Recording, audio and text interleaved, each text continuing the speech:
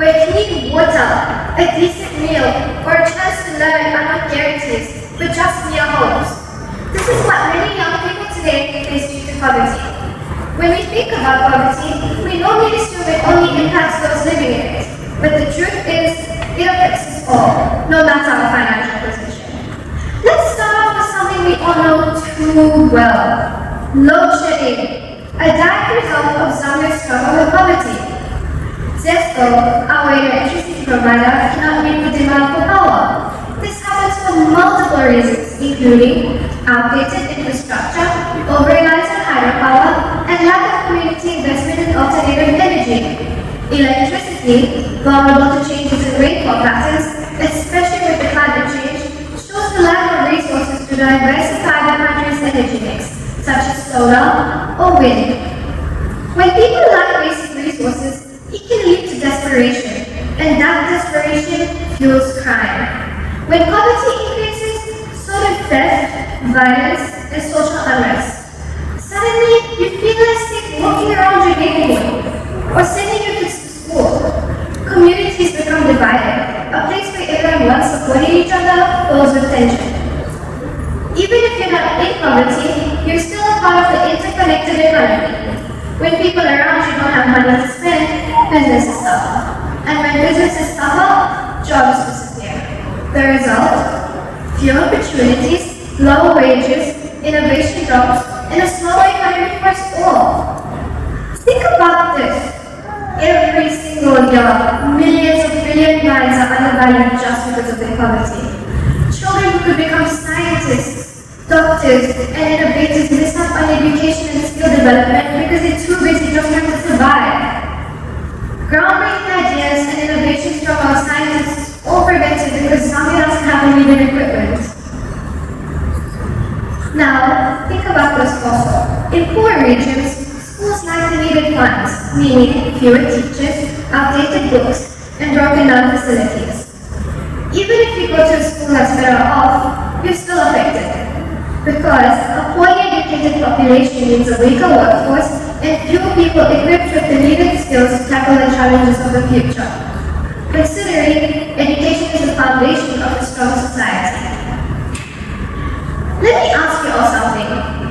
How many of you have ever felt stressed about something like unreliable healthcare or not earning enough rent expenses? Living in a place where poverty is widespread may not only affect you physically, but mentally too. Even if you're not the one struggling to put food on the table, it's the uncertainty of life, living in a place where resources are scarce, whether it be education, medical, or even food, that adds pressure to everyone's lives. It's the nagging worry in the back of our minds. What if I'm dying and the hospital doesn't have the needed equipment or skills to treat me? What if the economy gets worse and I can't pay my bills anymore? These take a toll on your mental well-being as well as your physical. You're driving around and you see litter all around your neighborhood. You come off your car and you smell burning fumes. It's disheartening to know this is a harsh reality. Companies lack the needed funds for proper waste management, meaning littering grows and burning waste becomes a common practice. Then, asthma and other respiratory problems become regular.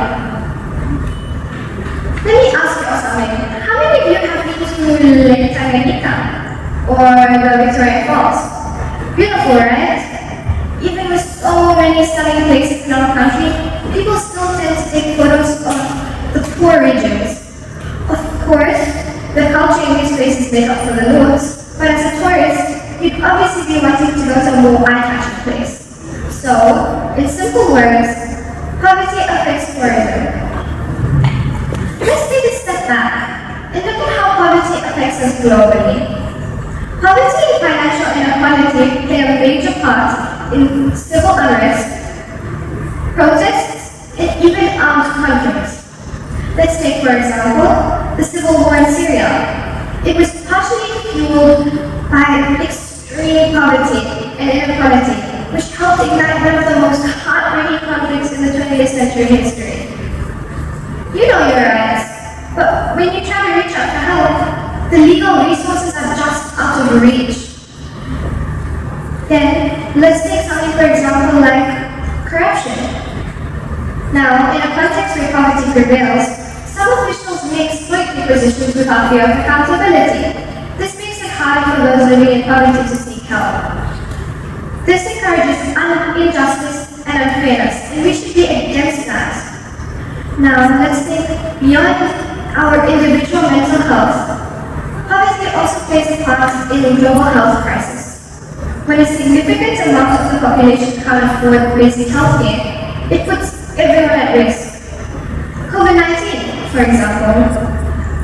People living in poverty are more likely to face overcrowded living situations, lack access to clean water, and have weakened immune systems due to malnutrition.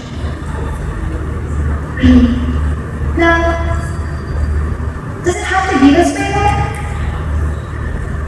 By addressing and by donating to provide access to basic needs, we pull an individual out of poverty and give more opportunities for more groundbreaking ideas and innovations for a better future.